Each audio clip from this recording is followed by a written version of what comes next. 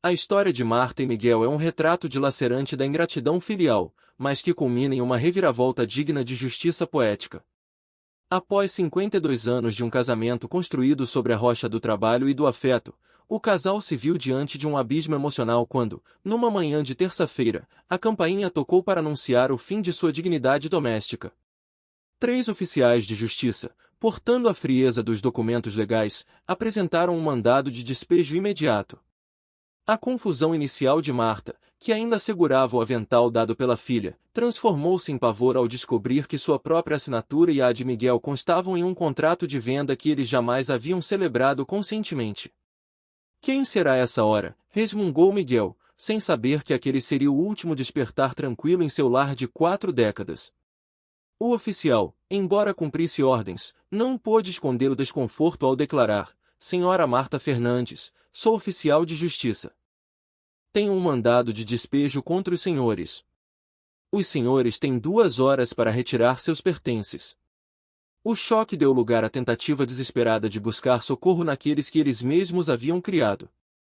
Ao ligar para o filho mais velho, Rodrigo, Miguel esperava encontrar um advogado astuto pronto para defender os pais de uma fraude. Em vez disso, encontrou o arquiteto do próprio golpe.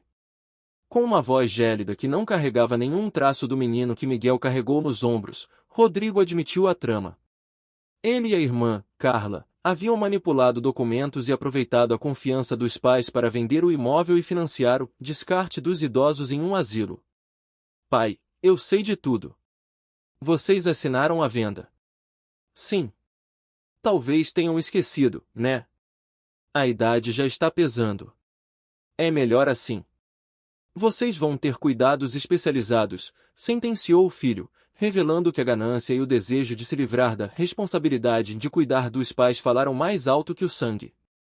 Desesperada, Marta buscou o conforto de Carla, acreditando que a filha caçula teria mais humanidade.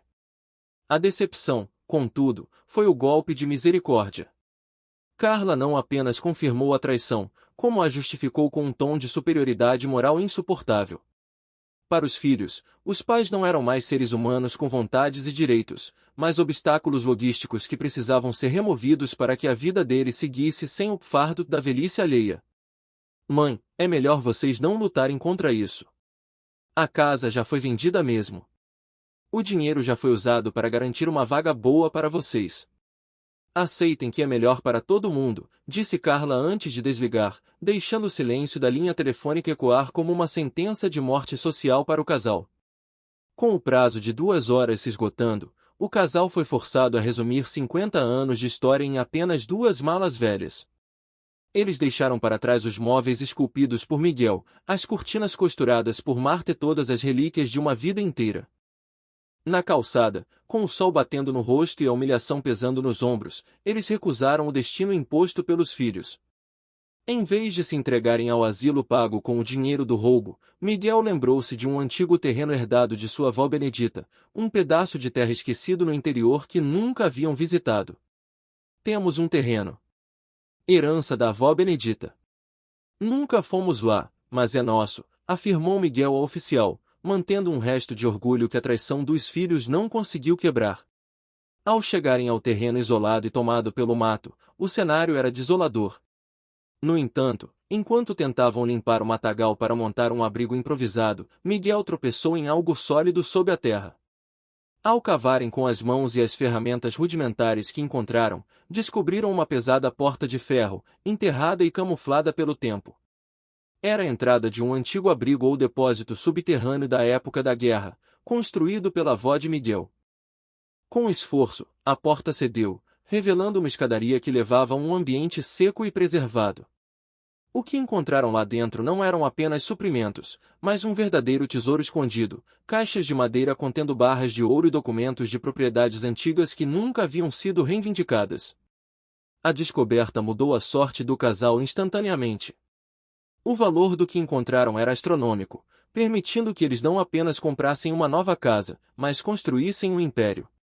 Mas a vingança que planejaram não foi violenta, foi elegante e absoluta. Eles contrataram os melhores advogados para processar os filhos por estelionato e falsificação de documentos, revertendo a venda da casa antiga apenas para transformá-la em um centro de apoio a idosos abandonados. Quando Rodrigo e Carla, movidos pela notícia da súbita riqueza dos pais, tentaram uma reaproximação hipócrita pedindo perdão e, uma parte do que era deles, encontraram as portas fechadas e uma notificação judicial. A doce vingança veio na forma da indiferença. Miguel e Marta enviaram a cada filho uma única caixa. Dentro da caixa de Rodrigo, havia a bengala que ele ignorou quando o pai caiu, na de Carla, o avental de cozinha manchado pelas lágrimas da mãe no dia do despejo. Um bilhete acompanhava os itens. Vocês venderam nosso passado por migalhas, nós encontramos nosso futuro no que vocês desprezaram. Não nos procurem mais, pois agora vocês são os órfãos. O casal passou a viver em uma mansão cercada de segurança e conforto, dedicando sua fortuna a causas sociais, enquanto os filhos enfrentavam a falência e o escrutínio público pelo crime cometido contra os próprios pais. A lição deixada por Marta e Miguel ressoa como um aviso sobre a fragilidade dos laços humanos quando corrompidos pelo materialismo. Eles provaram que a dignidade não reside nas paredes de uma casa, mas na resiliência da alma. A porta enterrada no terreno não abriu apenas para uma riqueza material, mas para uma nova vida onde eles eram os senhores de seu próprio destino. Enquanto os filhos amargavam a pobreza e o arrependimento tardio, o casal redescobriu a alegria de viver, viajando e aproveitando cada segundo da liberdade que lhes fora quase roubada. Hoje, Marta e Miguel são vistos frequentemente em eventos de caridade, sempre de mãos dadas, como se o tempo não tivesse passado. Eles não sentem mais ódio, apenas uma paz profunda por terem sobrevivido à tempestade. A casa de onde foram expulsos agora abriga dezenas de idosos que, ao contrário deles, não têm para onde ir. Cada sorriso que recebem naquele lugar é um bálsamo para as feridas deixadas por Rodrigo e Carla. A justiça, embora tardia e vinda de um lugar inesperado sob a terra, mostrou-se implacável e completa. O sol agora entra pela janela de uma cozinha muito mais moderna, mas o café de Marta continua tendo o mesmo aroma de acolhimento. Miguel não usa mais óculos tortos, e sua bengala foi substituída por tratamentos de ponta que lhe devolveram a mobilidade. Eles olham para as duas malas velhas, que hoje decoram o hall de entrada de sua mansão como troféus de resistência, lembrando-os de que, às vezes, é preciso perder tudo para descobrir que se tem muito mais do que se imagina. A porta que estava enterrada continua lá no terreno, agora protegida como um santuário, o lugar onde a tristeza foi sepultada para dar lugar à maior vitória de suas vidas. A desolação tomou conta de Marta e Miguel quando o táxi desapareceu na poeira, deixando-os isolados em uma estrada de terra que parecia o fim do mundo. Sem teto, sem dinheiro e carregando apenas o peso da traição dos próprios filhos, eles sentaram-se em uma pedra e permitiram que o pranto lavasse suas almas. O silêncio do mato alto era interrompido apenas pelos soluços de quem dedicou uma vida inteira à criação de seres que, no fim, os descartaram como lixo. Tem certeza que é aqui? Perguntou Miguel, com a voz embargada pela incerteza, enquanto olhava para o horizonte vazio. Naquela noite, o céu foi o único telhado que possuíam, e o chão duro serviu de leito. Pelo menos estamos juntos, sussurrou Marta, agarrando-se à única certeza que a ganância de seus filhos não pôde lhe roubar, a lealdade de seu companheiro de 5 décadas. Ao amanhecer, a sede impulsionou Miguel a explorar o terreno em busca de água, mas o destino tinha planos diferentes. Entre o matagal seco, seu pé colidiu com algo metálico e frio. Ao remover a terra com as mãos calejadas, ele revelou uma alça enferrujada que denunciava a existência de uma estrutura subterrânea. Com o coração acelerado, ele chamou por Marta, e juntos uniram forças para puxar a pesada tampa de madeira. O rangido da porta abrindo-se soou como o despertar de um gigante adormecido. Diante deles, degraus de pedra desciam para uma escuridão que exalava cheiro de história e mistério. "O que você acha que tem aí embaixo?" questionou Marta, dividida entre o medo do desconhecido e a esperança de um milagre. A descida foi lenta e cautelosa, iluminada apenas pelo brilho pálido da lanterna do celular. Ao chegarem ao fundo, a visão que tiveram desafiava a lógica. Uma residência completa e perfeitamente preservada estava encravada sob a terra. Não era apenas um abrigo, mas um lar congelado no tempo, com móveis de madeira maciça, prateleiras abastecidas e uma atmosfera de paz que contrastava com o caos que haviam vivido horas antes. Marta, você não vai acreditar no que estou vendo. Tem uma casa aqui, uma casa inteira debaixo da terra, exclamou Miguel, tocando as superfícies limpas como se temesse que tudo fosse uma miragem causada pelo cansaço extremo. Nas paredes daquela mansão subterrânea, o casal encontrou o elo perdido de sua linhagem.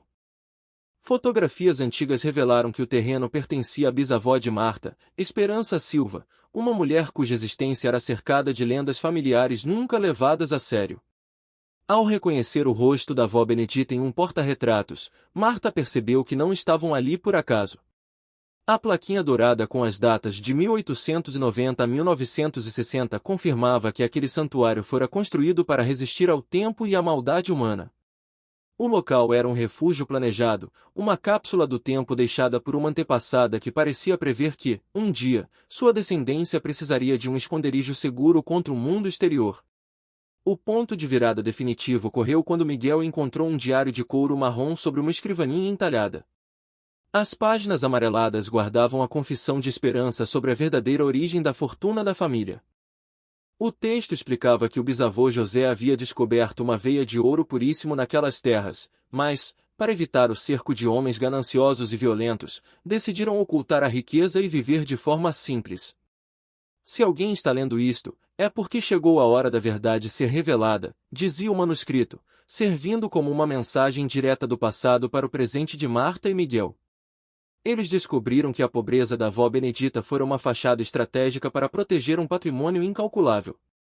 A leitura do diário revelou que o ouro não era apenas uma lenda, mas uma realidade tangível que fora convertida em propriedades e ativos devidamente documentados. Esperança Silva detalhou como vendeu parte do metal para adquirir terras em 3 cidades diferentes, mantendo os títulos de propriedade escondidos em um cofre camuflado.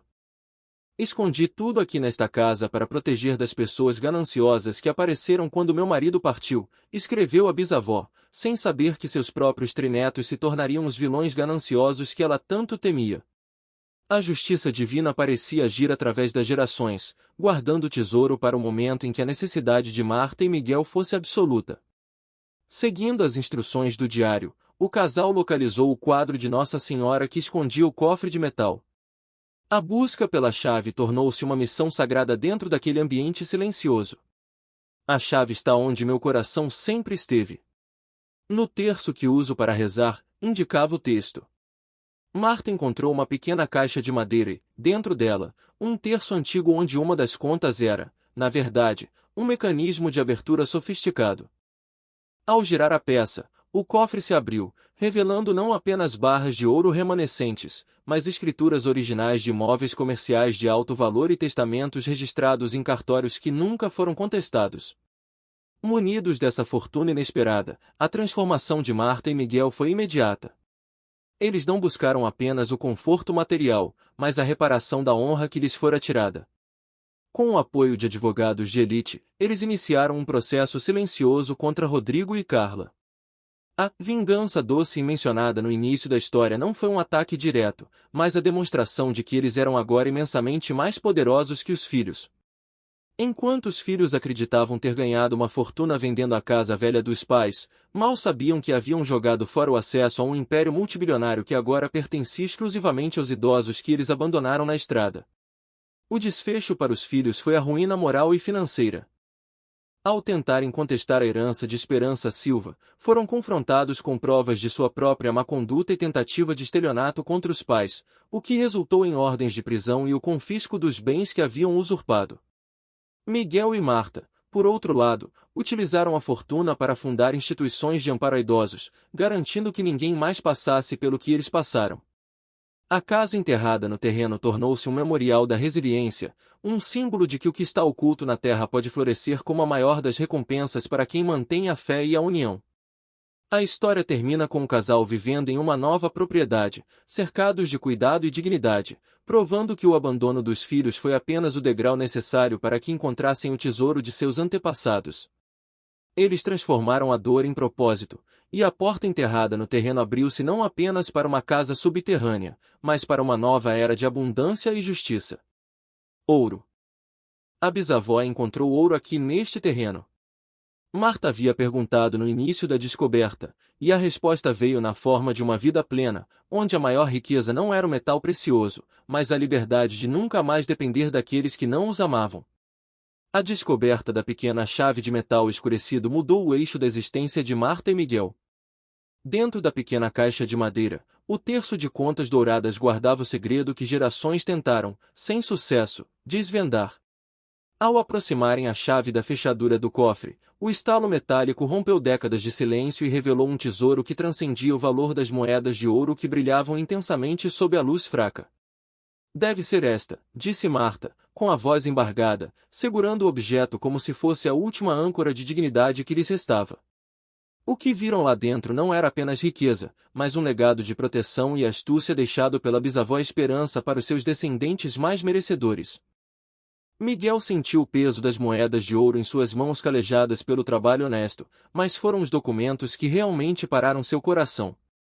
Escrituras de fazendas vastas, prédios comerciais e certidões de posse que nunca haviam sido reivindicadas estavam ali, intactas. A fortuna era vasta o suficiente para sustentar linhagens inteiras, e tudo permanecia no nome da família Silva. Marta, isso aqui deve valer uma fortuna, sussurrou ele, enquanto percebia que o despejo que sofreram não passava de uma nota de rodapé diante do império que agora lhes pertencia por direito de sangue e de destino. A carta deixada pela bisavó Esperança foi o golpe final na ignorância do casal sobre o próprio passado. Em sua caligrafia firme, ela explicava que a pobreza da família fora uma encenação necessária para afastar os abutres que circundam o brilho do ouro. Ela instruiu quem quer que encontrasse o cofre a ser cauteloso e a observar quem eram os verdadeiros aliados. O dinheiro mostra o verdadeiro caráter das pessoas, dizia um trecho da carta, que parecia ter sido escrito prevendo a traição que Marta e Miguel sofreriam de seus próprios filhos muitos anos depois. A alegria da súbita fortuna foi rapidamente manchada pela amargura da dúvida. Se aquela riqueza estava ali, por que Rodrigo e Carla agiram com tamanha crueldade? A suspeita de que os filhos não queriam apenas se livrar da responsabilidade de cuidar dos pais, mas sim buscar algo que acreditavam estar escondido na casa velha, começou a ganhar força. Vamos ficar quietos sobre isso, determinou Marta, transformando sua dor em uma armadura de determinação. Eles decidiram que a melhor vingança seria o silêncio e a investigação, antes de qualquer confronto direto com os herdeiros ingratos. Naquela primeira noite na casa subterrânea, o conforto das camas macias contrastava com o turbilhão nas mentes do casal. Miguel não conseguiu pregar o olho, voltando repetidamente ao diário da bisavó, como se as páginas amareladas fossem um oráculo. Ele descobriu que a ganância não era uma novidade na árvore genealógica. Relatos de 1959 descreviam parentes próximos fazendo perguntas excessivas sobre heranças e terras, revelando que a semente da traição já havia sido plantada muito antes de Rodrigo e Carla nascerem. O mal que os atingiu era uma herança maldita que atravessava décadas.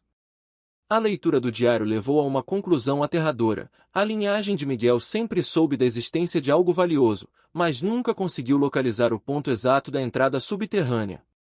A neta de Esperança, que seria a sogra de Marta, fora flagrada em conversas sombrias sobre dividir os bens antes mesmo da bisavó falecer. Você acha que nossos filhos cresceram sabendo que havia uma fortuna na família? Questionou Marta em um sussurro carregado de horror. A peça que faltava no quebra-cabeça da traição começava a se encaixar, revelando que o despejo fora uma manobra desesperada dos filhos para revirar a propriedade em busca do tesouro. O sol nasceu sobre o terreno deserto, mas, debaixo da terra, Miguel e Marta já não eram as mesmas pessoas que haviam sido abandonadas com duas malas. Eles agora detinham o conhecimento e os meios para dar o troco. Miguel leu o relato final de 1960, onde Esperança Silva descrevia seu coração partido ao ouvir o genro planejar a venda de tudo. A bisavó havia selado a entrada da casa subterrânea justamente para que aqueles gananciosos morressem sem tocarem um único centavo, guardando a recompensa para quem tivesse o coração puro o suficiente para não perguntar pela herança, mas sim cuidar da terra. Marta olhou para suas mãos, as mesmas que cozinharam e cuidaram de filhos que a venderam por uma vaga em um asilo. Ela sentiu uma força nova, uma mistura de justiça e autoridade. Eles não iriam apenas recuperar a casa de onde foram expulsos, eles iriam desmascarar a farsa dos filhos diante de toda a sociedade. A fortuna não seria usada para o luxo vazio, mas para garantir que Rodrigo e Carla vissem, de longe, o que haviam perdido por não terem tido paciência nem amor. A vingança estava sendo preparada, e ela seria tão sólida quanto as paredes de tijolos que os protegiam. O casal começou a planejar o retorno ao mundo da superfície, mas desta vez, não como idosos vulneráveis, mas como os proprietários de metade da região. Miguel usaria as moedas de ouro para contratar uma banca de advogados que os filhos jamais poderiam enfrentar. Eles iriam rastrear cada centavo que foi usado na venda fraudulenta da casa antiga e fariam com que Rodrigo e Carla respondessem por cada assinatura falsificada. O terreno que parecia não levar a lugar nenhum era, na verdade, o centro de um poder que mudaria a história daquela cidade para sempre. A porta enterrada, que outrora fora um segredo de sobrevivência para Esperança Silva, tornou-se o portal da liberdade para Marta e Miguel. Eles sabiam que a verdadeira riqueza não estava no ouro, mas na verdade que finalmente havia vindo à tona. Enquanto subiam os degraus de pedra para enfrentar o novo dia, eles deixaram para trás a tristeza do abandono. O destino lhes deu a vingança mais doce, a oportunidade de reconstruir suas vidas sobre as ruínas da traição alheia, enquanto os filhos, em sua ignorância gananciosa, continuariam cavando buracos vazios em busca de um ouro que nunca lhes pertenceria. A névoa de mistério que envolvia o isolamento da fortuna começou a se dissipar conforme Miguel mergulhava nas últimas páginas do diário da bisavó Esperança. Ele finalmente compreendeu que o segredo não fora apenas enterrado fisicamente, mas protegido por uma rede de burocracia estratégica em outra cidade, longe dos olhos dos curiosos da época. A bisavó, em um ato de sabedoria profética, transferiu tudo para Benedita, a avó de Marta, garantindo que a herança só chegasse a quem tivesse o coração limpo. Se alguém quiser a herança, vai ter que passar por ela, dizia o texto final. Contudo, Benedita viveu e morreu acreditando que possuía apenas um terreno sem valor, uma herança simbólica que acabou nas mãos de Marta e Miguel, os herdeiros legítimos que a ganância dos filhos tentou atropelar. O choque de descobrir a fortuna foi rapidamente superado por uma revelação ainda mais sinistra. Um envelope escondido no fundo do cofre continha um relatório de investigação genealógica moderna, datado de apenas 6 meses atrás. Ao folhear os papéis com as mãos trêmulas, o casal percebeu que a traição de Rodrigo e Carla não fora um impulso de conveniência, mas um crime meticulosamente arquitetado. Os filhos haviam contratado investigadores para rastrear o patrimônio da família Silva Fernandes muito antes do despejo. Miguel, isso aqui é recente. Alguém contratou um investigador para rastrear nossa família, observou Marta, sentindo o sangue gelar ao ver as assinaturas de seus próprios filhos selando o destino cruel dos pais. O relatório não deixava dúvidas sobre a perversidade do plano. Rodrigo e Carla não queriam apenas a casa, eles queriam o controle total sobre os milhões escondidos nas escrituras de fazendas e prédios comerciais que descobriram existir no nome dos pais. A estratégia recomendada pelos investigadores era a mais vil possível, a interdição judicial dos idosos por incapacidade mental. Recomenda-se ação judicial para transferência de bens dos herdeiros primários para herdeiros secundários, alegando incapacidade mental ou abandono voluntário, leu Miguel, sentindo cada palavra como um golpe de adaga. Eles pretendiam trancá-los em um asilo para que, sem voz ou defesa, não pudessem contestar a venda das propriedades. A indignação de Marta explodiu quando ela conectou os pontos e percebeu que o cuidado especializado prometido pelos filhos era, na verdade, uma sentença de prisão perpétua em uma instituição. A crueldade era tamanha que os filhos já haviam até negociado compradores para os bens antes mesmo de expulsarem os pais de casa. A lista de venda incluía a própria residência familiar, marcada para venda imediata após remoção dos ocupantes. Sentada no chão da casa subterrânea, Marta chorou de revolta. Como eles puderam fazer isso conosco, Miguel? Como puderam ser tão cruéis? Questionou ela, enquanto a dor do abandono se transformava em uma brasa ardente de justiça. Miguel, contudo, não permitiu que o choro durasse para sempre. Uma raiva fria e calculista, herdada talvez da própria bisavó Esperança, começou a tomar conta de seus gestos. Ele se levantou e começou a organizar os documentos com uma precisão militar. Eles não eram mais as vítimas frágeis que saíram de casa com 2 malas, agora, possuíam os meios para lutar no mesmo nível de seus agressores. Agora vamos fazer exatamente o que eles fizeram conosco. Vamos planejar, afirmou ele, recuperando uma postura de autoridade que Marta não via há décadas. A vulnerabilidade dos idosos fora substituída pela determinação dos novos magnatas. O plano de contra-ataque começou a ser desenhado ali mesmo, entre as paredes de tijolos do refúgio subterrâneo. Miguel decidiu que usariam o ouro para contratar a inteligência jurídica mais letal da cidade. Eles iriam desmascarar a farsa da venda da casa e processar os filhos por estelionato, fraude e maus-tratos. Depois vamos dar para nossos queridos filhos o mesmo tratamento que eles nos deram, disse ele com um sorriso que carregava o peso da justiça divina. Eles mostrariam a Rodrigo e Carla que a incapacidade que eles tentaram forjar era, na verdade, uma astúcia superior que os levaria à ruína total. Marta, inspirada pela força do marido, secou as lágrimas e assumiu seu papel na batalha que estava por vir. Ela percebeu que a moeda de ouro que segurava representava muito mais do que dinheiro, representava a autonomia que os filhos tentaram lhe roubar. Eles querem brincar de ser espertos. Vamos mostrar para eles o que é ser realmente esperto, declarou ela, erguendo a moeda contra a luz. A ganância dos filhos os cagara para o fato de que, ao tentarem remover os pais, acabaram empurrando-os diretamente para a fonte da riqueza que tanto cobiçavam, um erro estratégico que selaria o fim da linhagem de ingratidão. Eles passaram o restante da manhã transformando o refúgio em um centro de comando. Cada escritura de prédio comercial e cada título de fazenda era uma peça de artilharia contra os filhos. O que mais revoltava Marta era a petulância de terem sido chamados de incapazes por aqueles que eles mesmos ensinaram a andar e falar. Sabe o que mais me revolta? Eles nos chamaram de incapazes, repetiu ela, focando sua energia na reconstrução de sua dignidade. Eles agora detinham o poder de decidir quem teria direito à fortuna, e a resposta era óbvia: os filhos já haviam recebido sua herança na forma de desprezo e solidão. O Diário de Esperança Silva tornou-se o manual de sobrevivência do casal. Eles entenderam que o dinheiro, de fato, agira como um revelador de caráter, expondo a podridão que crescia no coração de Rodrigo e Carla. Miguel guardou o livro com carinho, sabendo que a bisavó ficaria orgulhosa da resistência que estavam demonstrando. Nossos filhos mostraram quem realmente são. Agora é a nossa vez de mostrar quem nós somos, concluiu Miguel. Eles não eram apenas dois velhos em um terreno baldio, eram os guardiões de um império que seria usado para punir os traidores e ajudar aqueles que realmente mereciam. Ao final daquele dia, a transformação estava completa. Eles deixariam a casa subterrânea não para fugir, mas para retomar o que era seu por direito e por lei. A vingança não seria barulhenta, mas seria absoluta e legalmente impecável. Enquanto subiam os degraus para a superfície, levavam consigo não apenas o ouro, mas a prova irrefutável de que a inteligência e o amor que os uniam eram invencíveis.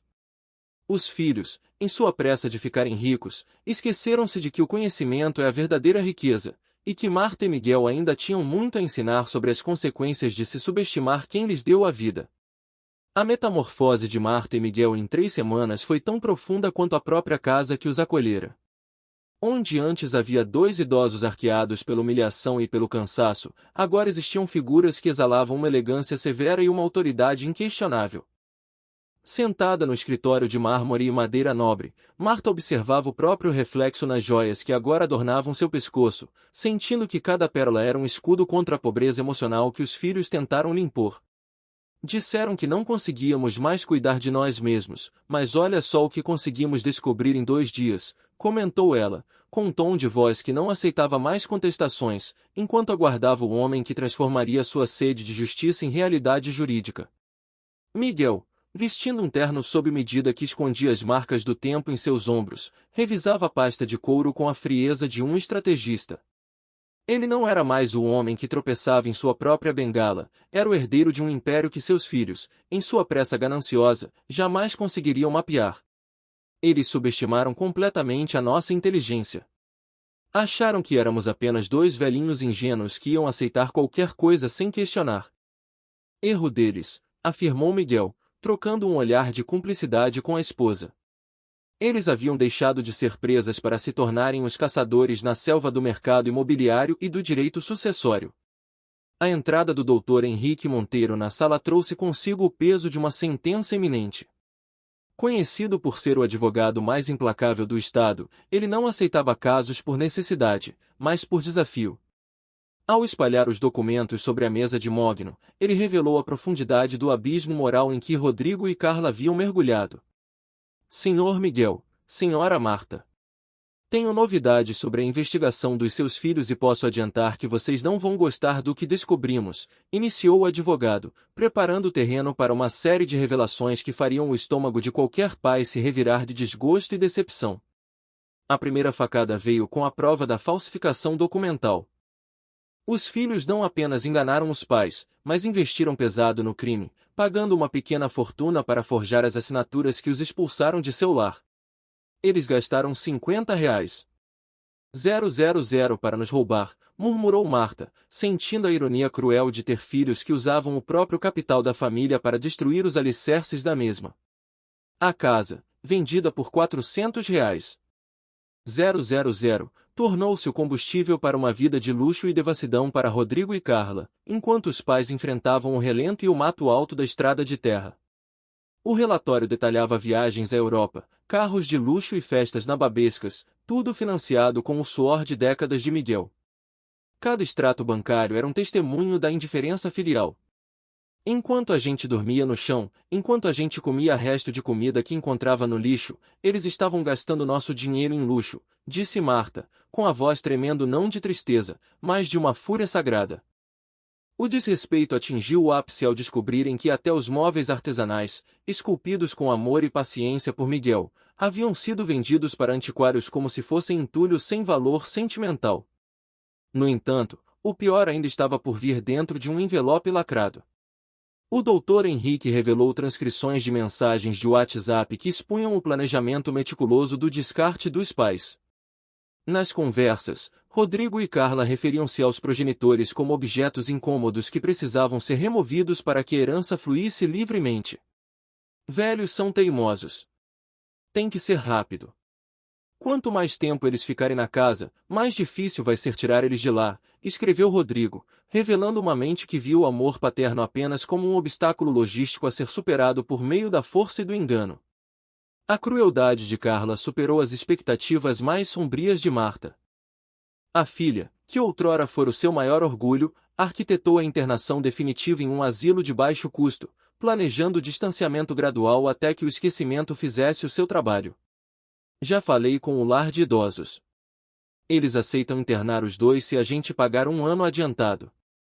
Depois é só ir visitando menos até eles esquecerem que tem família, leu o advogado, expondo a frieza de uma filha que pretendia enterrar os pais vivos em uma instituição onde a dignidade humana era opcional. A revelação final foi o desejo implícito de morte. Rodrigo havia escolhido propositalmente um lugar insalubre, acreditando que as condições precárias acelerariam o fim dos pais, livrando os filhos definitivamente de qualquer fardo moral ou financeiro. Quanto pior o lugar, mais rápido eles vão desistir de viver, dizia a mensagem de Rodrigo, que selou definitivamente o destino legal dos filhos. Miguel, ao ouvir isso, sentiu uma calma glacial tomar conta de seu ser, a dúvida sobre o que fazer havia desaparecido, dando lugar a uma determinação férrea de justiça absoluta. Marta levantou-se, transformando sua dor em um comando irrevogável. Ela não queria apenas o dinheiro de volta, ela queria que os filhos sentissem o peso da mesma exclusão que tentaram lhe impor. Eu quero que você destrua eles. Quero que eles percam tudo. Casa, carro, emprego, reputação. Quero que eles sintam exatamente o que nos fizeram sentir, declarou ela ao Dr. Henrique, que sorriu com a satisfação de quem sabe que tem em mãos o caso mais vitorioso de sua carreira. A vingança estava sendo servida não em um prato frio, mas em uma corte de justiça onde cada centavo roubado seria cobrado com juros de humilhação. O advogado assentiu, já visualizando a derrocada dos filhos ingratos. A estratégia legal estava pronta, processos criminais por falsificação, apropriação indébita e maus-tratos, além de ações civis que congelariam cada conta bancária de Rodrigo e Carla. Miguel e Marta saíram do escritório não como as vítimas de 3 semanas atrás, mas como os executores de um destino que os filhos jamais imaginaram enfrentar. Isso é exatamente o que vamos fazer, concluiu o Dr. Henrique, enquanto o casal Silva Fernandes caminhava em direção ao seu novo futuro, deixando para trás os escombros de uma família que ruiu pela ganância, mas renasceu pela força de um tesouro enterrado.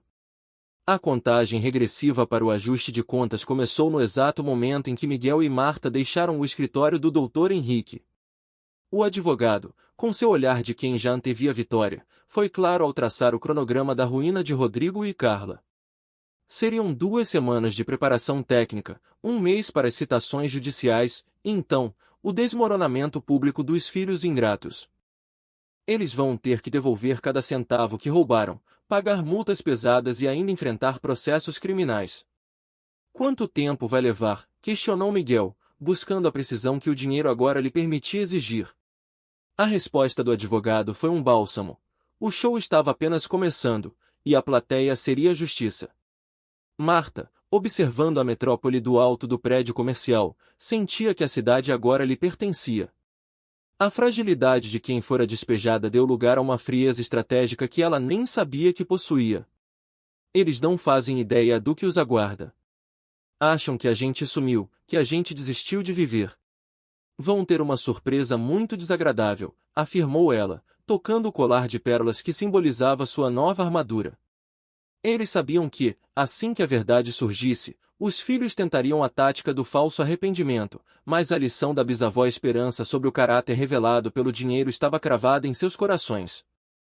Ao entrarem no carro de luxo, a atmosfera era de uma dignidade recuperada com juros. Miguel dirigia com a firmeza de um homem que retomara o leme de seu destino, enquanto Marta observava a antiga casa, agora em obras, sem qualquer rastro de saudade, apenas com o desdém de quem possui algo infinitamente maior. Sabe o que me deixa mais satisfeita? Eles acham que ganharam. Acham que se livraram da gente para sempre. Erro deles, comentou ela, recebendo como resposta o sorriso de Miguel, o maior erro da vida deles. Eles não estavam apenas fugindo, estavam acelerando em direção a uma retribuição meticulosa. Naquela noite, a casa subterrânea, agora equipada com o que havia de melhor na tecnologia e no conforto moderno, serviu de cenário para um brinde solene. O vinho caríssimo, que antes seria um luxo inimaginável, agora era apenas o combustível para uma celebração de guerra. Pelos próximos 15 dias de paz, porque depois disso nossos queridos filhos vão descobrir que mexeram com as pessoas erradas, brindou Miguel. Marta completou a homenagem à ancestral que previu tudo, e pela bisavó Esperança, que teve a sabedoria de esconder nossa herança até chegarmos ao momento certo de usá-la. Enquanto o casal se preparava no bunker de luxo, Rodrigo vivia a ilusão de seu sucesso mesquinho. Em seu apartamento novo, pago com o sangue emocional dos pais, ele saboreava a vida fácil até que um telefonema da empresa de investigação que ele mesmo contratara meses antes interrompeu sua paz. Rodrigo Fernandes, aqui é da empresa de investigação particular Santos e Associados. O senhor contratou nossos serviços há alguns meses para localizar pessoas, correto, disse a voz, carregada de uma gravidade que fez Rodrigo congelar. O investigador não trazia pistas de novas heranças, mas o paradeiro dos pais que ele acreditava estarem apodrecendo em algum asilo ou rua. A revelação foi um terremoto na consciência corrupta de Rodrigo. Ouvir que os pais estavam vivos e frequentando os escritórios mais caros da cidade soou como uma impossibilidade técnica. Como assim localizados? Localizados onde? Gaguejou ele, quase derrubando a xícara de porcelana fina. O investigador detalhou a cena. Miguel e Marta não eram mais as figuras necessitadas que ele abandonara com 2 malas, mas pessoas que exalavam poder, usando roupas de grife e dirigindo veículos que Rodrigo jamais poderia pagar. A situação era crítica, os pais não estavam apenas sobrevivendo, eles estavam se armando juridicamente. O pânico se espalhou quando Rodrigo ligou para Carla, que desfrutava da herança roubada em um salão de beleza. A notícia de que os pais estavam ricos e contratando advogados caiu como uma bomba sobre a futilidade da irmã. Isso é impossível. Eles não têm dinheiro. A gente pegou tudo, gritou ela, ignorando que o terreno onde os largaram escondia segredos que a ganância deles não permitiu enxergar. Rodrigo, sentindo a corda apertar no pescoço, deu a voz ao medo que agora os unia. Eles devem ter encontrado alguma coisa naquele terreno. Alguma coisa que a gente não sabia que existia. Uma semana depois, a realidade materializou-se diante dos olhos dos filhos sob a forma de uma mansão imponente construída sobre o matagal onde outrora haviam deixado os pais. O terreno baldio transformará-se em um oásis de riqueza antiga, com jardins impecáveis e segurança privada que intimidava qualquer aproximação. A disparidade entre o luxo dos pais e o sucesso de classe média dos filhos era humilhante. Como eles conseguiram uma casa assim? E o que vamos dizer? Que viemos fazer uma visita social depois de abandonar eles, sussurrou Carla, sentindo pela primeira vez o peso da inadequação e do temor legal. Rodrigo, com as mãos suadas e a arrogância despedaçada, apertou o interfone da propriedade. Ele não via mais ali dois idosos indefesos, mas dois adversários formidáveis que detinham o poder de destruir suas vidas com um simples sinal para o Dr. Henrique. A fachada de bons filhos, que pretendiam usar para uma reconciliação forçada por interesse, parecia patética diante da magnitude daquela mansão. O plano de interdição por incapacidade mental agora parecia uma piada de mau gosto contra eles mesmos. Quem parecia incapaz, naquele momento, eram os filhos que subestimaram a força de quem os criou. O silêncio que se seguiu ao toque do interfone foi a parte mais agoniante da espera. Rodrigo e Carlos estavam prestes a descobrir que o perdão não é uma moeda de troca em um tribunal de justiça, especialmente quando os juízes são os próprios pais que foram sentenciados ao abandono. Eles esperavam encontrar dois velhos confusos, mas estavam prestes a encarar os herdeiros de Esperança Silva, prontos para executar a vingança mais doce e implacável que o dinheiro e a honra poderiam comprar. A porta da mansão estava prestes a se abrir, mas não para um abraço, e sim para o início do fim da liberdade dos traidores. A recepção na imponente mansão foi o primeiro sinal de que a hierarquia familiar havia sido restaurada com uma força devastadora. Rodrigo, que antes comandava o destino dos pais com a frieza de um carrasco, viu-se reduzido a um estranho implorando por atenção através de um interfone. A voz profissional do funcionário da casa não trazia calor humano, apenas a barreira burocrática do novo status de Miguel e Marta.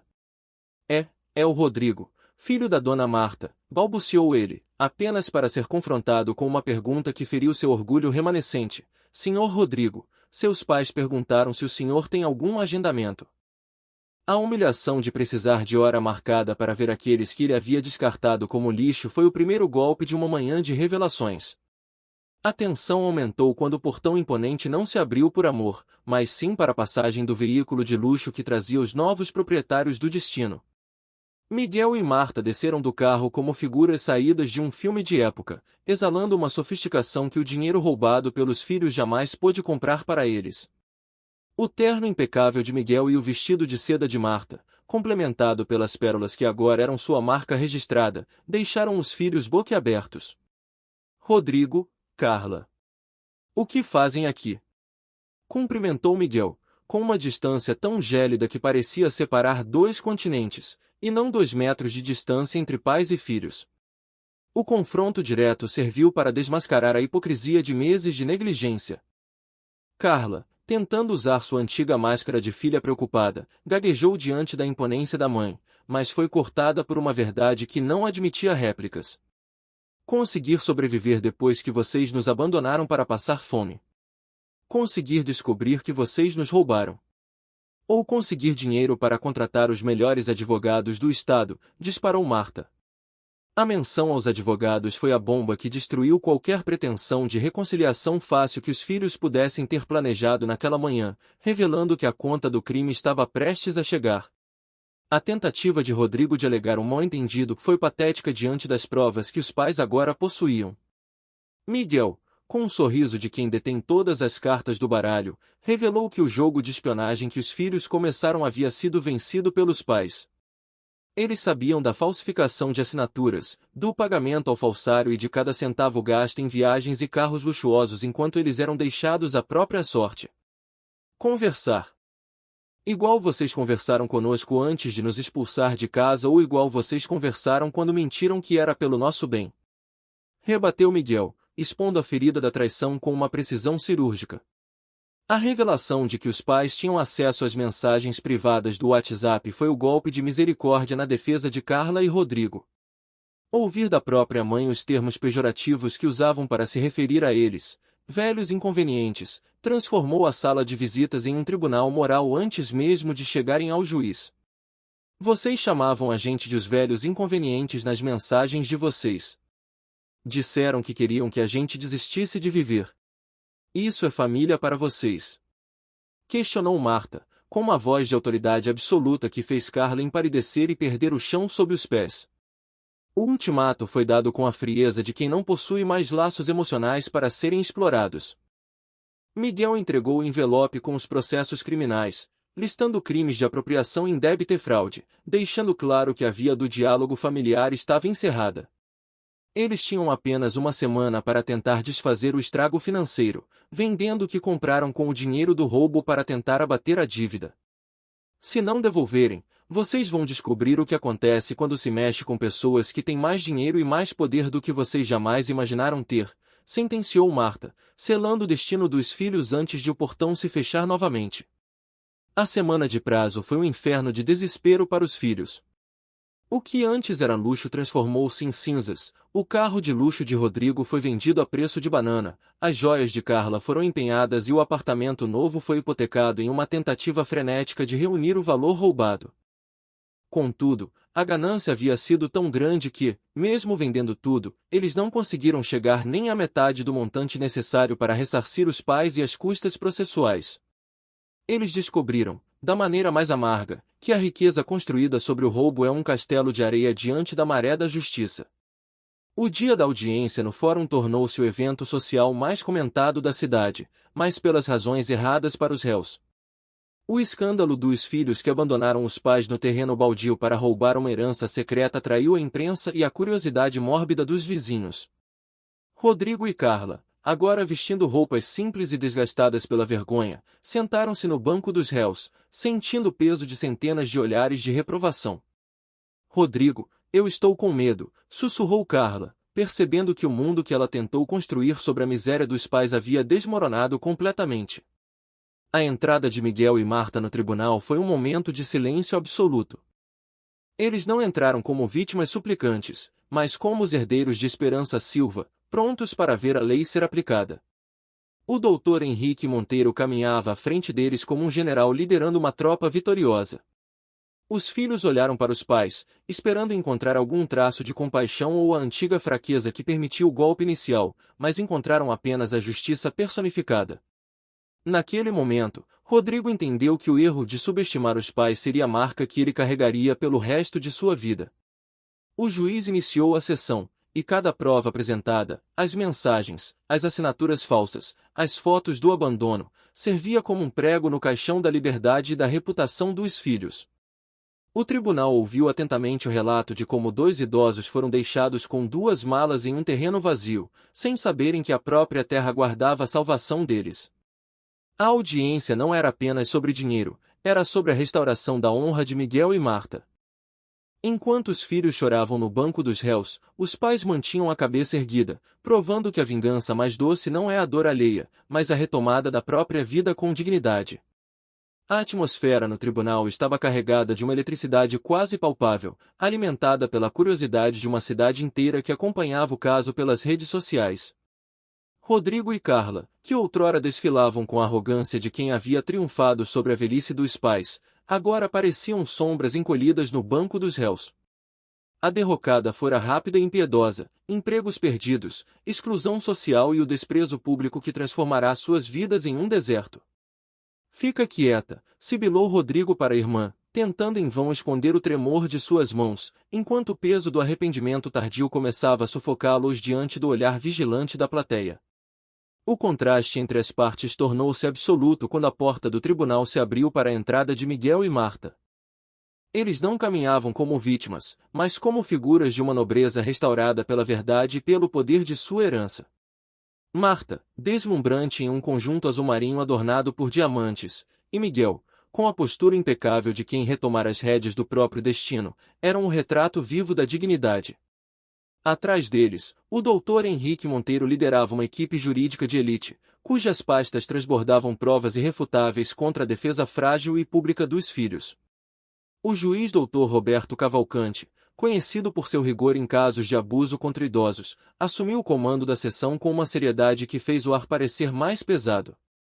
Após anunciar as acusações de apropriação indébita, falsificação e abandono, ele deu a palavra ao promotor público, cujas declarações iniciais cortaram o silêncio como lâminas. Excelência, este é um dos casos mais cruéis que já passaram por este tribunal. 2 filhos adultos, sem nenhuma necessidade financeira, planejaram durante meses roubar e abandonar os próprios pais idosos, proclamou o promotor, expondo a ferida aberta da traição familiar. A apresentação das evidências foi um massacre moral para os réus. O tribunal ouviu, em detalhes sórdidos, como os filhos investiram dinheiro na falsificação das assinaturas e como celebraram a expulsão dos pais com luxos extravagantes. As mensagens de WhatsApp, projetadas para que todos vissem, revelaram a face mais sombria de Rodrigo e Carla.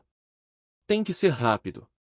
Os velhos são teimosos e quanto mais tempo eles ficarem na casa, mais difícil vai ser tirar eles de lá, dizia o texto de Rodrigo, provocando um murmúrio de horror que varreu a sala de audiência como uma onda de choque. O depoimento de Carla, lido pelo promotor, não foi menos devastador. Ela detalhara o plano de internação em um asilo barato, visando o isolamento total dos pais até que o esquecimento os consumisse. Já falei com o lar de idosos. Se a gente pagar um ano adiantado, eles aceitam internar os 2. Depois é só ir visitando menos até eles esquecerem que tem família, fora a frase que fez até o juiz demonstrar um visível asco. O tribunal estava diante de uma frieza calculista que não buscava apenas o lucro, mas a aniquilação social e física de quem lhes dera vida. Quando Miguel subiu ao púlpito, o silêncio tornou-se absoluto. Sua voz, outrora trêmula pela dor, agora soava com a firmeza de uma montanha. Ele relatou o choque do despejo e a desilusão de perceber que os filhos eram os arquitetos daquele pesadelo. Jamais imaginamos que eles fossem capazes de nos tratar como lixo descartável, declarou Miguel, olhando nos olhos dos filhos que agora evitavam o seu contato visual. O relato da primeira noite dormindo no chão do terreno baldio, abraçado a Marta para suportar o frio e a vergonha, levou muitos na plateia às lágrimas, transformando o julgamento em um evento de comoção coletiva. Marta, em seu depoimento, trouxe à tona o aspecto mais cruel da conspiração, o desejo implícito de que eles morressem rapidamente. Ela explicou que a escolha de um asilo precário não fora um erro, mas uma estratégia deliberada. Nas mensagens, ela disse que quanto pior o lugar, mais rápido a gente ia desistir de viver. Eles não queriam apenas nosso dinheiro, queriam nossa vida, afirmou ela, expondo a ferida de uma mãe que descobriu que seus próprios filhos torciam pelo seu fim. A dor em suas palavras era tão crua que a defesa mal conseguiu sustentar o olhar diante da magistratura. A tentativa do advogado de defesa de alegar preocupação com o bem-estar dos idosos ruiu diante da lógica implacável do Dr. Henrique Monteiro. Ele demonstrou que as ações dos réus eram incompatíveis com qualquer forma de carinho ou cuidado. Os réus gastaram R$0,000 para contratar um especialista em falsificação de documentos. Isso não são ações de filhos preocupados, são ações de criminosos calculistas, argumentou o advogado, listando o carro de luxo e a viagem à Europa como os verdadeiros motivadores do crime cometido contra o casal Silva Fernandes. Quando chegou a vez de Rodrigo se defender, a máscara de arrogância havia caído por completo. Ele tentou forçar lágrimas e ensaiar um pedido de perdão, mas suas palavras soavam como ecos vazios em um tribunal que já conhecia a verdade de suas mensagens privadas. O juiz o interrompeu diversas vezes, exigindo objetividade sobre as provas técnicas da falsificação, o que deixou Rodrigo ainda mais acuado e desesperado. A estratégia de fingir arrependimento não encontrou solo fértil em uma corte que acabará de ouvir o relato do abandono deliberado. O desfecho do julgamento foi uma lição magistral de justiça poética. O doutor Cavalcante proferiu uma sentença que não apenas exigia a devolução integral dos bens, mas também condenava os filhos a penas de prisão por fraude e abandono. Ao final, Miguel e Marta saíram do tribunal sob os aplausos contidos daqueles que viram a dignidade vencer a ganância. Eles retornaram para sua mansão, deixando para trás os filhos que agora enfrentariam o cárcere e a pobreza, provando que o tesouro da bisavó Esperança fora guardado não apenas para enriquecê-los, mas para proteger a honra de uma vida inteira. O desfecho no tribunal foi a conclusão de um espetáculo de horrores morais que a cidade jamais esqueceria. Rodrigo e Carla, acuados pela lógica implacável do juiz Roberto Cavalcante, tentaram uma última e desesperada manobra de vitimização, alegando que o abandono fora um ato de cuidado mal interpretado. Senhor juiz, a gente só queria o melhor para nossos pais. A casa estava muito grande para eles, declarou Rodrigo, com uma voz que falhava diante das evidências de sua própria ganância. A farsa, contudo, desmoronou quando o magistrado questionou o destino do dinheiro. Se o foco era o bem-estar, por que o lucro da venda financiara carros de luxo e viagens nababescas em vez de uma assistência digna para os idosos? A sessão, que se arrastou por 4 agonizantes horas, revelou o abismo entre o discurso dos filhos e a realidade fria de suas mensagens privadas. Carla, ao ser confrontada com o texto onde desejava que os pais desistissem de viver, entrou em colapso nervoso, tentando inutilmente alegar que fora apenas um momento de raiva. O juiz, imperturbável, foi cirúrgico em sua réplica, ama tanto que os deixou dormindo no relento. A cada prova apresentada pelo promotor, ficava mais evidente que Rodrigo e Carla não haviam apenas cometido um crime financeiro, mas um atentado contra a dignidade humana de quem lhes dera a vida. A sentença final foi proferida com o peso de uma lição histórica. Doutor Cavalcante, removendo os óculos para encarar os réus com um desdém magistral, destacou a raridade de encontrar uma crueldade familiar tão calculada em 4 décadas de magistratura. Vocês não apenas roubaram seus pais, vocês tentaram destruir a dignidade, a esperança e a vontade de viver de 2 pessoas que dedicaram a vida inteira a amá-los, sentenciou. A condenação a 4 anos de prisão, somada a indenizações pesadas e a devolução integral dos bens, ecoou no tribunal como um trovão de justiça poética que fez Rodrigo desmaiar e Carla gritar em desespero. Enquanto os filhos eram retirados pelos seguranças, Miguel e Marta se abraçavam em um gesto que simbolizava o fim de um pesadelo e o início de uma missão. Eles não buscavam a vingança pelo prazer da dor alheia, mas pela necessidade de garantir que o exemplo servisse de barreira para que outros idosos não sofressem o mesmo destino. Ao sair do fórum, cercado por jornalistas, Miguel resumiu o aprendizado de uma vida em uma frase que ecoaria por todo o país: família não é quem tem o mesmo sangue. Família é quem tem o mesmo coração. Naquele momento, o vínculo biológico com os traidores fora definitivamente rompido pela honra. 2 anos se passaram, e o terreno que outrora fora palco de abandono transformou-se no Instituto Esperança Silva, um centro de acolhimento que se tornou referência nacional. No lugar da casa subterrânea, erguia-se agora um complexo de dignidade onde idosos vítimas de abusos financeiros e emocionais encontravam refúgio. Sentados na varanda da nova mansão, Miguel e Marta observavam o jardim florescer, cuidando de uma família que a vida lhes deu por escolha, e não por genética. O local não era apenas um prédio, mas um testamento vivo de que a riqueza da bisavó Esperança fora destinada a curar feridas. A rotina de paz foi interrompida pela chegada de uma carta vinda de um passado doloroso. Pela primeira vez em 2 anos, Carla escrevia sem a arrogância de outrora ou pedidos hipócritas de dinheiro. A mensagem, escrita à mão de um hospital onde agora trabalhava como faxineira, carregava o peso de uma consciência tardiamente despertada. Papai e mamãe, sei que não tenho direito de escrever para vocês depois de tudo o que fizemos, mas preciso dizer algumas coisas antes que seja tarde demais, iniciava a carta, revelando que a convivência com a dor alheia no trabalho a fizera entender o monstro em que havia se tornado.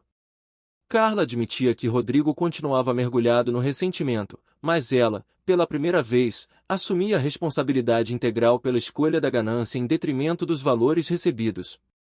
Não estou pedindo perdão porque sei que não mereço. Só queria que soubessem que a filha que vocês criaram ainda existe em algum lugar dentro de mim, confessava ela. Marta, ao ler as palavras da filha enquanto tocava seu inseparável colar de pérolas, sentiu um misto de melancolia e resignação. Era o reconhecimento de uma derrota moral que nenhum dinheiro poderia consertar, mas que trazia um fechamento necessário para o ciclo de ódio. Miguel, ao dobrar o papel, manteve o olhar fixo no horizonte do instituto. Para ele, a mudança de Carla era um processo educativo doloroso, mas necessário. Acho que ela está aprendendo o que deveria ter aprendido há muito tempo. Mas aprender e mudar são coisas diferentes, ponderou ele, demonstrando que o perdão não significava o retorno à convivência ou a restauração da confiança perdida. A justiça humana já havia feito sua parte, agora, restava a justiça da consciência trabalhar no isolamento em que os filhos se colocaram por livre e espontânea vontade. A visita do Dr. Henrique Monteiro, agora um amigo próximo do casal, trouxe o assunto de volta à esfera social. Ele admirava como Miguel e Marta transformaram a traição em um motor para o bem comum, acolhendo dezenas de idosos que, como eles, haviam sido descartados. Família é quem fica quando a vida fica difícil. Família é quem enxuga suas lágrimas quando você está quebrado, explicou Marta ao advogado, apontando para os residentes do instituto que agora sorriam nos jardins. Para o casal, a verdadeira herança da bisavó não fora o ouro, mas a oportunidade de redefinir o conceito de amor e lealdade. A história de Marta e Miguel encerra-se com a serenidade de quem encontrou o propósito na adversidade. Eles provaram que, embora o sangue possa ser compartilhado, o caráter é construído nas escolhas diárias. A mansão subterrânea, que um dia foi um esconderijo para o ouro, transformou-se em uma fundação de luz que brilha para todos os idosos esquecidos. Enquanto os filhos amargam as consequências de sua própria escuridão, o casal Silva Fernandes segue caminhando de mãos dadas, celebrando a família que escolheram ter e a dignidade que ninguém, nem mesmo o próprio sangue, foi capaz de destruir. A carta de Carla trouxe um silêncio reflexivo para a varanda da mansão. Diferente das súplicas desesperadas de outrora, o tom era de uma aceitação melancólica e de um reconhecimento genuíno do próprio egoísmo.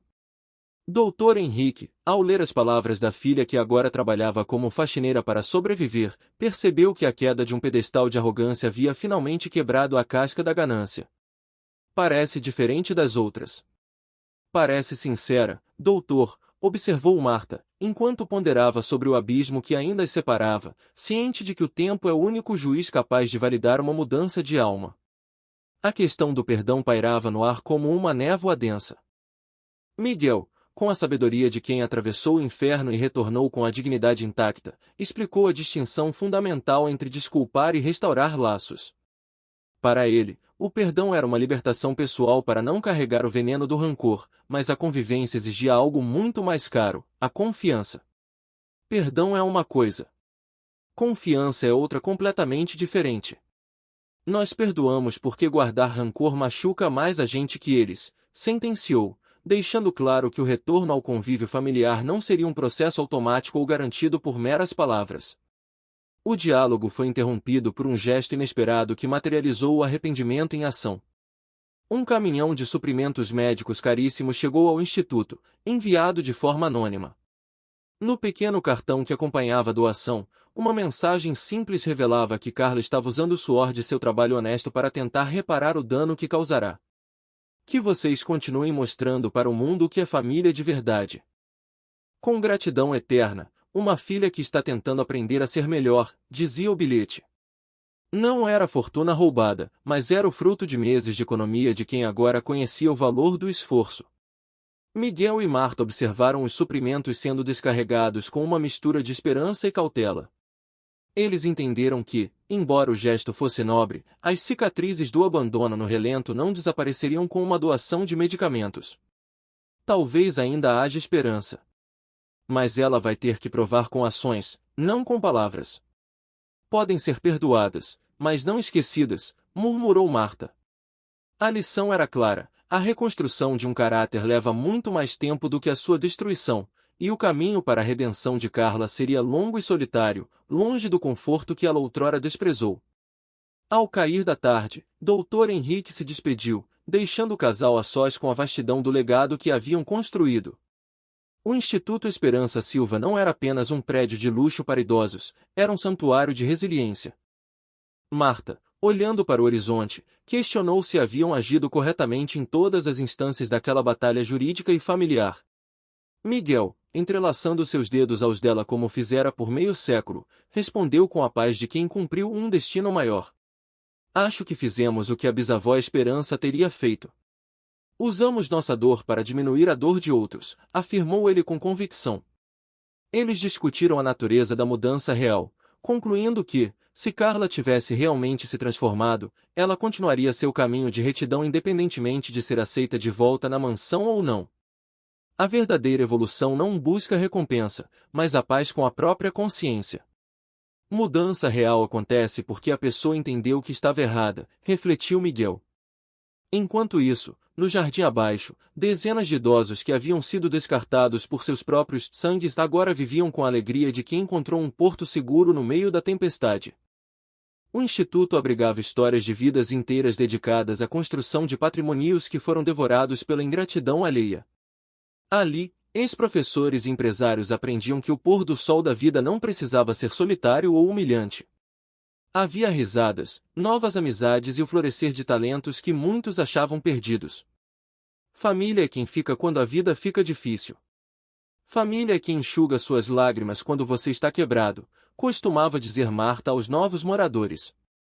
No instituto, a biologia era secundária ao afeto, a lealdade era o único documento de identidade exigido. Questionado sobre arrependimentos, Miguel revelou que sua única dor era o tempo perdido em não compreender que o amor familiar é uma escolha diária, e não uma imposição de DNA. Ele lamentava apenas não poder agradecer à bisavó Esperança pela visão de futuro que salvou sua velhice. Me arrependo de ter demorado tanto para entender que família não é obrigação. Família é escolha, confessou ele sob as primeiras estrelas da noite. Marta sorriu, sentindo que a presença da ancestral estava ali, soprando no vento que movia as cortinas da casa construída sobre rocha e verdade. Ao entrarem na residência, passaram pela galeria de fotos que substituíram os antigos retratos de dor. Ali estavam os rostos de todos os idosos, funcionários e voluntários que compunham a nova e verdadeira família Silva Fernandes. No centro de tudo, a imagem da bisavó Esperança recebia o lugar de honra, com uma placa que a definia como a semeadora de tudo aquilo. Tenho certeza que ela sabia que um dia íamos precisar dessa força e que íamos usar para algo maior que nós mesmos, disse Marta, fechando as portas para o mundo exterior e abraçando a paz que a fortuna lhes proporcionara. A lição final estava completa e gravada no coração de todos que passavam por aqueles portões. O amor verdadeiro não trapaceia, não abandona e não busca apenas o próprio interesse, ele constrói pontes sobre abismos de traição. Miguel e Marta entenderam que o ouro enterrado foi apenas o meio para revelar o que havia de mais precioso, a capacidade de transformar o abandono em acolhimento. No Instituto Esperança Silva, a palavra família recuperou seu significado sagrado, provando que o laço que realmente importa é aquele que escolhe permanecer, mesmo quando tudo mais desmorona.